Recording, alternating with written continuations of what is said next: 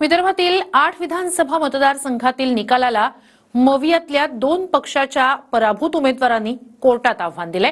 8 ठिकाणची निवडणूक रद्द करून पुन्हा मतदान घेण्याची मागणी नागपूर खंडपीठात करण्यात आली आहे। विशेष म्हणजे त्यात मुख्यमंत्री फडणवीस यांच्या मतदारसंघाचाही समावेश आहे। पाहूया। विदर्भातील 8 मतदारसंघांमधील विधानसभा निवडणूक रद्द करून पुन्हा निवडणूक घ्या अशी मागणी करणारी याचिका काँग्रेस आणि शरद पवारांच्या राष्ट्रवादीने केली आहे। विशेष म्हणजे मुख्यमंत्री देवेंद्र फडणवीस यांच्या विजयालाही चॅलेंज करण्यात आलंय।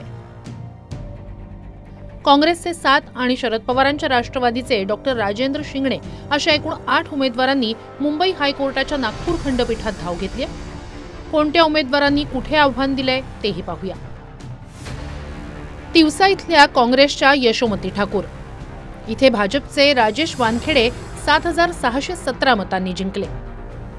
दक्षिण पश्चिम नागपूरचे काँग्रेसचे उमेदवार प्रफुल्ल गुडधे, इथे खुद्द मुख्यमंत्री देवेंद्र फडणवीस 39710 मतांनी विजयी झाले। दक्षिण नागपूरचे काँग्रेसचे उमेदवार गिरीश पांडव, इथून भाजपचे मोहन मते 15658 मतांनी विजयी झाले। चिमूरचे काँग्रेस उमेदवार सतीश वारजूकर, इथे भाजपचे बंटी भांगडिया 9853 मतांनी जिंकले। बल्लारपूरचे काँग्रेसचे उमेदवार संतोष सिंग रावत, इथे भाजपचे सुधीर मुनगंटीवार 25985 मतांनी विजयी झाले। राजुरा विधानसभेचे काँग्रेसचे उमेदवार सुभाष धोटे, इथे भाजपचे देवराव भोंगले 3054 मतांनी जिंकले। वर्धेचे काँग्रेसचे उमेदवार शेखर शेंडे, इथून पंकज भोयर 7470 मतांनी जिंकले।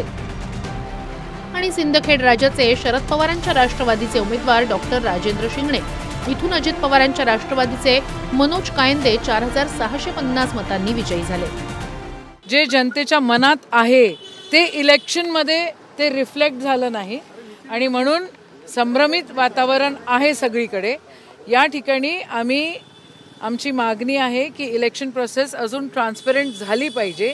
ज्या काही गोष्टी लपून छपून होत आहेत त्या न होता क्लॅरिटी याच्यामध्ये आली पाहिजे आणि डेमोक्रेसीला, लोकशाहीला जो तडा देण्याची प्रोसेस बॅकडोरनी सुरू आहे ती कुठेतरी थांबली पाहिजे आणि म्हणून आम्ही या ठिकाणी PIL केलेला। बोगस मतदान, मतदार याद्यांमध्ये घोळ, पारदर्शक निवडणूक झालेली नाही आणि EVM मध्ये गडबडी अशा शंका महाविकास आघाडीच्या याचिकेत आहे।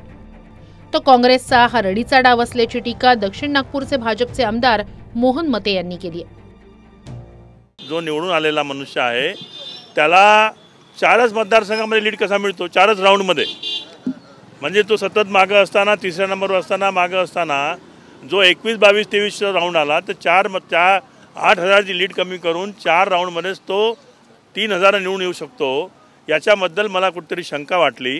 त्यामुळे मी माननीय जिल्हाधिकाऱ्याला, म्हणजे निवडणूक निर्णय अधिकाऱ्याला, की मला जे बूथ पाहिजे होते, मतदान केंद्र पाहिजे होते, त्याला मला कमी मतदान झालं होतं। त्या मतदान केंद्रावर माझ्या माहितीप्रमाणे मला जास्त मतं मिळायला पाहिजे होते, पण ते मतं मिळाले नाही। त्याची मला फेरमोजणी करायची होती।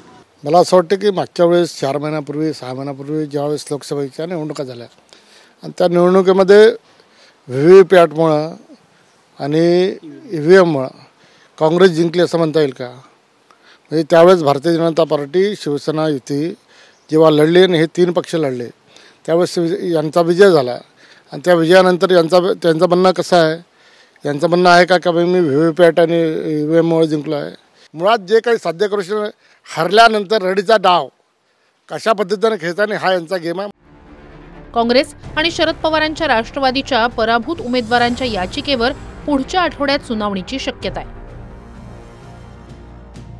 गजानन उमाटे, TV9 मराठी, नागपूर।